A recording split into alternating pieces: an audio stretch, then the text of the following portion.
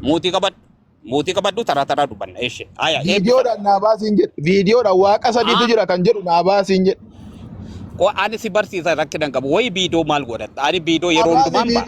Ani tajaajila biidoo nama sodaatu bitti.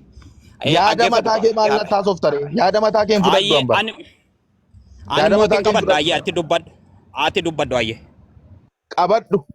Ani yaada mataa kee akka ati na barsiiftu hin barbaadu. An duuka buutuu Kiristoosidha dhaggeeffadhu. Wangeela keessa wangeela 66 keessa waaqa sadiitu jira kan jedhu nuufidi. Yeroo darbe si dubbisee dhaloota keessatti barumsa dogoggoraan barsiisin jedhee si dubbiseen ture. Keessaan si dubbiseera. Kottu jedhee affeerraa si godheeraan. Sanuun moo deemtee namoota wajjin waaqa sadiitu jira jettee lallabdaati. Ati ofiyyuu hin taane ofiyyuu hin dandeenyeeti. Iddoo waaqa sadii jedhu sana ragaa viidiyoo baasi natti agarsiisi. Wangeela itti amanuu wangeela 66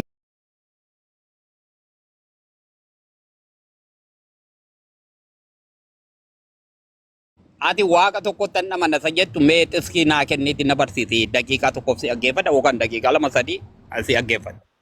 Ani waaqa tokko qaba waaqa tokkoon qaba jettu. Eengadda sitti meeraan waaqayyo tokkodha jedhe.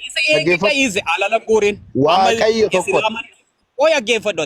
Islaamaa sin dogoggorsaa namichi kun barsiisaa gongoraa barsiisaa kan jee si abiti. Amma si dhaggeeffadha.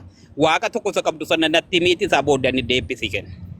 Waaqa tokko an qabu waaqa isa lafaaf samii uume waaqayyo keenya immoo qaamaan waaqayyo tokko keenya amalaan tokkodha qaamaan sadii inni amannan waaqummaan tokkodha qaamaan immoo sadii innis immoo ilma abbaa ilma hafuura qulqulluudha jarri kun immoo waaqa sadiin jedhu qaali nuti waaqa sadiitti amanna jennee hin fudhannu kana abbaa barbaade gaafachuu dandeessa si waamennaan dhufuu diddee si adamsaan jira nama ammaatti iddootti hundumaatti waaqa sadiitu jira jetteen barsiiftu. Adamsuu biti ati eddee feeciisi na eegaan sirra ejjedheen darba sana rakkina hin qabu dhaggeeffadhu ayyaa. Waan irra ejjettaa naa fidin jedheem. Waaqa sadiitu jira kan jedhu fidi waaqa sadiitu jira kan jedhu. Dhaggeeffadhu isa amma dubbatte sii deebisa. Waaqa sadii qabnaa waan sun immoo tokkodha jette moo kam? Waaqayyo tokkodha garuu qaama sadiin nutti mul'ateera. Aya Yesus waaqa moo waaqa biti? Dhaggeeffadhu qaama sadiin nutti mul'ate. Rakkina qabu. Yesus waaqa moo waaqa biti? Yesus waaqadha. Yesus waaqadha. Afur qulqulluu waaqa moo waaqa biti? Afurri qulqulluunis waaqadha. Abbaan waaqa moo waaqa biti? Waaqadha. So anaaf ati maarratti walabneerre. Fidi kaa sadanuu waaqayyoodha kan jedhu fidiin jedheen. Waaqeffata kiristaanni as keessa warri jirtanii Yesus waaqa jedhee sadan isaanii waaqayyoodha kan jedhu fidi. Abbaan waaqa jedhee fidi. Maal kijibuu barbaaddere kanarra? Sadan isaanii waaqayyoodha kan jedhu fidiin jedhe. Ani immoo waaqa sadii amantaa taanaanii. Qoy dhaggeeffadhu muutii naa qabadhu.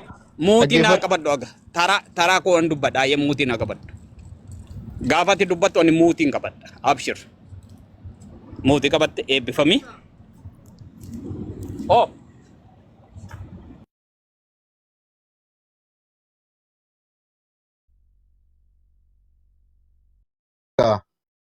Si fedhee muutii qabadhu. Ummata waame. Dhaggeeffadhu. Waan ati gootu na dhaggeeffadhu.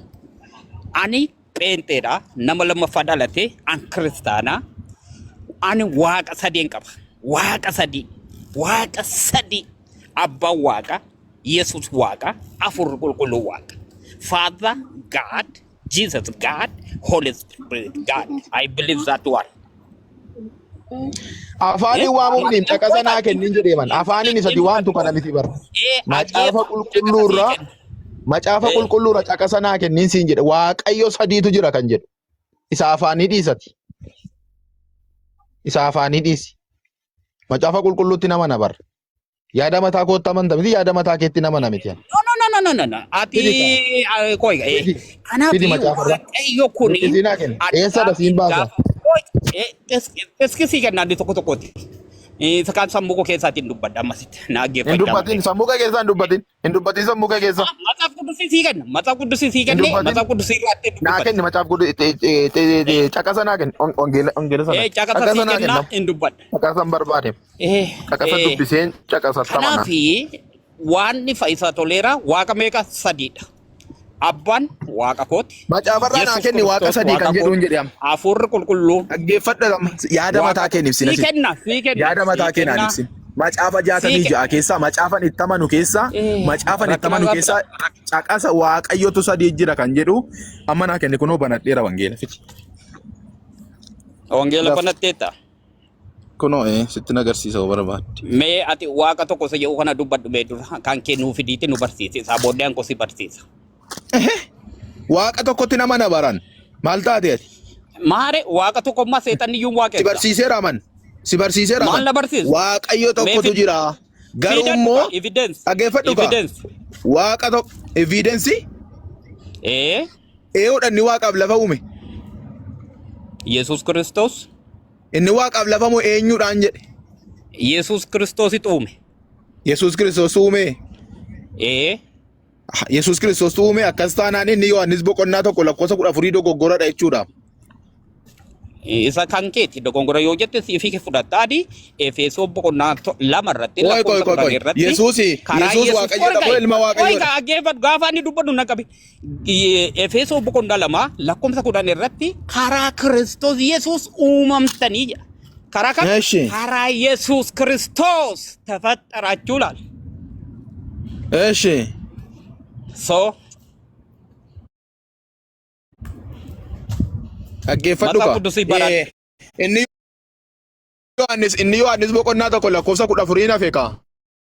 Koi, waldaan kun maal jette kanaan dura? Waldaan keessa uftee kam? Koi. Rakkinan qabu. Waldaan keessa uftee isa kam? Amma waa'ee waldaa dhiisate. Waa'ee waldaa dhiisan. Waa'ee macaafaa dubbataa. Macaafarraa natti waa'ee afuuraan beekan. Waa'ee afuuraan beekan. Duuda. Waa'ee afuuraa mitam. Waa'ee wangeelaa natti. Maaliif naafa? Ijaan naafa taate waa'ee naafa dubbata. Dheengadda dhaggeeffadhu la. Dheengadda maal naan jette? Waaqayyo sadii eessadha jennaani dhaqaa maqaa abbaa kan ilmaa kan hafuura qulqulluutti cuuphaa duuka buutu koo godhaa kan jedhu kuni Waaqayyo sadiidhan jedhu. Qaama mataa isaa danda'e qaba. Adeemsa mataa isaa danda'e qaba. Meeqaree sunirree ayyee meeqa sun. Hin beekwan. Hin beekwan. Hin beektu baradhu kaa. Wangeela si barsiisa. Sadan tokkon jedhu kaa. Sadanuu tokkon jedhu. Koi. Tokko. Sadan sanii tokkon jedhu bar. Ayyee. Ilmi waaqayyoo gahee qaba. Hafuurri qulqulluun gahee qaba. Sadanuu waaqadhan jedhu. Ayyee abbaan foon uffatee biyya lafaa ufeera.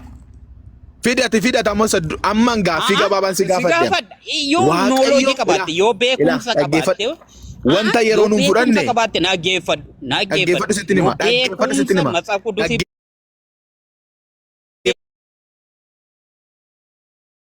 Namaattis dheengadda sin arge waaqayyo sadii hin qabnu nuti.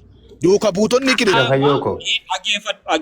Islaaman namicha kanarraa wangeela nagayina waaqa sadii qabaa jedhe. Ani dhuguma waaqa sadii hin qaba. Ani immoo hin qabu. Yesuus waaqa. Ani immoo waaqa sadii hin qabu. Koi kabijaa ko maftuno nowwitu ati mirga isaati fayyadu. Nan lole. Of course. Yeroo ati mana kee bante yoo dingatan dhufe hin dhufaani rakkina sirraan qabu. Garuu qeesii kee fidii kootu, paastara kee fidii kootu, biishooppii fidii kootu. Rakkina sirraan qabu. Mee ani waaqa sadiin qabu kan jedhu pheenxeen yoo ufte ani morma kunan kennaafi. Morma keen Ani kennuu hin qabu fayyadu. peenteeraan gonoo hin qabu. Ani hin qabu waaqa sadii. Koi. Akkasittiin baradhees miniyaa. Biran geessa. Isteeppii maan bira geessa. Galatoomi Mootii dhiifama itti fufu.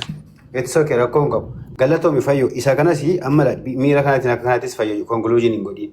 Bifa ittiin waaqa sadii jettees dhaloota kanaaf akka ibsuu dandeessu anaafis akka gashuu dandeessu hundumaa fi hungashina rakkoo hin qabu.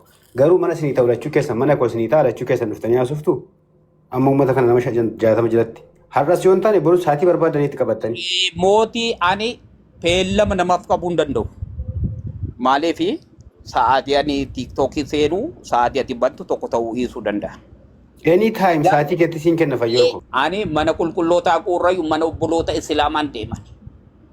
Maaliif Nan beeka bee fayyoo siin nattaaraan ta'u gaarii fati wal beekna fayyoo. Maatiyoos boqonnaa meeqa ta'e dubbifatta bakka nan buufanne beeta ani ambassador Jesus Christos. I am the ambassador of the Jesus Christ. Thank you. The no died for Fayyoo me. ko waa tokko bichaa jedhee hin deema lafa hojiin bulee jira. Rakkinuma tokkoon qabu mootii sirraa. Obbolee tarree rakkina tokko irraa hin qaboon. Namoota tokko irraa rakkina tokko sadis jechuu dandeessa afuris tokkos amma sii galee akka sii galee dubbatachuu dandeessa. Garuu waa tokko wanti walii galuu qabnu obboloota gidduu teessanii akkaataa kanatti wal loltanii arraban ta'anii warri fakkaan fayyadaman ta'e hin beekne waan fayyadamaa tokko jirtu tokkotu jira. Wal dhabdee waan garaagaraa dhiistee mirga qabda waan barbaadde shanuu jechuu dandeessaati. Mirga keeti maaliif jettee fayyoosin jechuu hin danda'u. Garuu wanti jechuudha qabnu macaafa qulqulluurra dhaabannee macaafa qulqulluuratti soba dubbachuun dogoggora gochuun fuula waaqaatti si gaafachiisa akka namaattis nama gaafachiisa. Maal jechuu barbaadee tanan ragaan inni eeffadha jechuun weel ragaan rakkoo hin qabu. Kontekstuwaaliin kutaa macaafa qulqulluu akkaataa kanatti jechuudha akkaataa kanatti jechuudha inni walii galuu dandeenya. Hiika tiriiniitiitti amanee jira. Hundi namaa jechaa jira jaateetiif. Fakkeenyaaf kaleessa dheengadda seenaa macaafa qulqulluu warra beektan Nisxiroos namni jedhamu macaafuma keessaa baasee garuu barumsa dogoggora barsiisaa ture. Obboloota afaan qabnee kan ittiin ibsitu kun namatti haaraa ta'uu danda'a. Mootii dhaggeeffadhooti. Obboleessi kun akkaa jee karaa itti cufaa jee tokko jee obboloota Islaamaa wangeela nagiinaa obboleessi kun dogongora barsiisaa jee lama jee sadaffaa immoo maqaa kee addabaabayii irratti hin baasaa jee arfaffaa immoo atumti wangeela ammayyuu ati amanaa soba dhaggeeffadhu ati amanaa soba ata barbaarii dhaggeeffadhu sittin hima ammayyuu akka namni sirraa dhagee si duukaa deeme iddoo ati deemte hundumaatti akka namni barnoota kee kana fudhanne nan godha. Infitadda itti gufattee kufta malee ani itti gufadhee hin kufu ani Kiristoos amma gaafa lubbuu afurri kana keessa taa'uttani Kiristoos hin lallaba afura qulqulluu lallaba abbaan lallaba situ natti dhufee gufatee kufa malee ani isatti rakkina qaba. Kanaafi wangeela tireenitiin barsiisu yoo jee wangeela keessa evidensii tokko fidi jennaan hin fidne. Ayye nu barsiisu jennaan nu barsiisu. Evidensii waan itti barsiisu. Evidensii jechuun isa qabatamu isa qabatama ani sii fidammuma sadii afur sii kennama. Ayye hojii seera uumamaa boqonnaa. Qabdi amantiin duuba buutu Kiristoosii macaafa 66 kana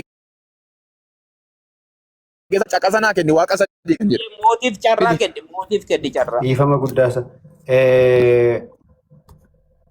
Fayyoo qaama waan tokko goonee baanu nama ammas jiru kanaatiif macaafa qulqulluu. Ani hin bahu. Anatu baa jiran jira. Namoota as jiran kanaatii fi warri akkama dubbatte kanatti macaafa qulqulluurra waaqayyo tokko jedhee jira moo waaqayyo sadi jedheetu jira.